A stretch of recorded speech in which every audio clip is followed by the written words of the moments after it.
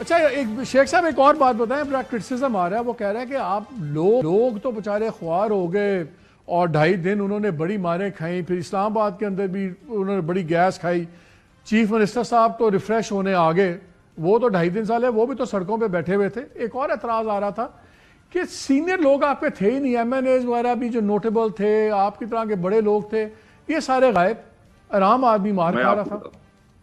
میں آپ کو نہیں سر، ایسی بات نہیں ہے۔ بات یہ ہے کہ چیف منسٹر ان کے ساتھ آیا نا سر۔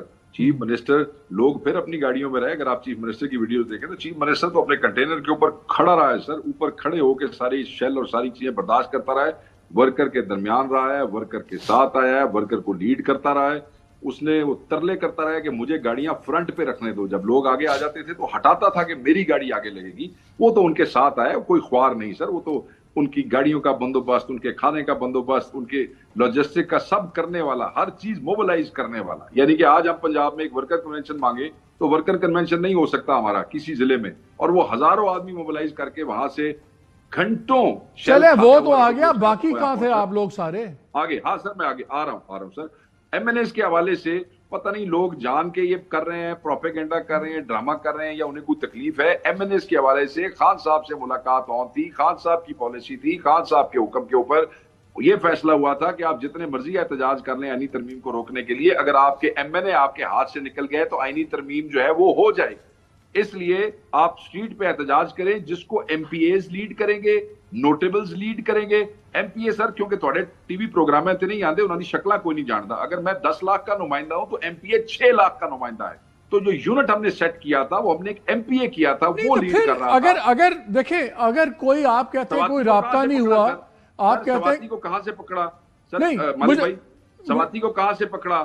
علی امین کا بھائی کہاں پہ تھا؟ شیخ صاحب دو کوئک کویسچنز میں نے کرنے ہیں آپ سے۔ نہیں پنجوتا کہاں پہ تھا؟ اگر آپ لوگ جو رابطوں کی لوگ بات کر رہے ہیں تو انہوں نے بھی یہ کہ گڈا پور صاحب نے بھی ایک بات کی تھی کہ اگر مجھے خان صاحب کہیں گے تو پھر میں واپس جاؤں گا یا راستہ بدلوں گا، تو پھر لوگ کہہ رہے ہیں کہ شاید یہ کریڈٹس دیتا ہے اس بات کو کہ شاید ان کی بات ہو گئی ہے تبھی پھر وہ چلے گئے اور نہیں سر ایسی بات نہیں۔ کیونکہ سوال میرا یہ ہے جب کے پی ہاؤس سے وہ نکلے تو واپس اپنے کراؤڈ میں کیوں نہیں گئے، وہ واپس کے پی کیوں چلے گئے پھر؟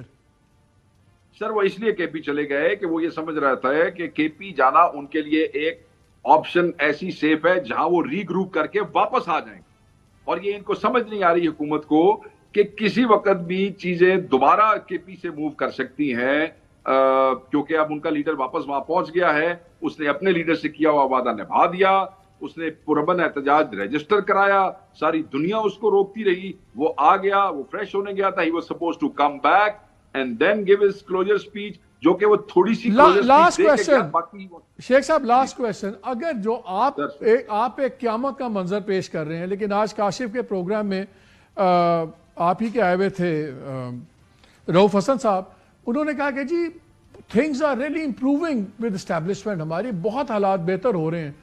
آپ کی میں باتیں سنتا ہوں تو لگتا ہے یہ ایک ایرمیگیڈن ہے۔ اور رؤف صاحب میرے بڑے نے، میرے بزرگ نے، اور ہن ساڈے تھنک ٹینک دے چیئرمین نے، انہاں دے حالات امپروو ہو گئے ہونے نے، انہوں نے کنفیوز کیتا ہونا ہے، پارٹی دی گل نہیں کر رہے ہونے۔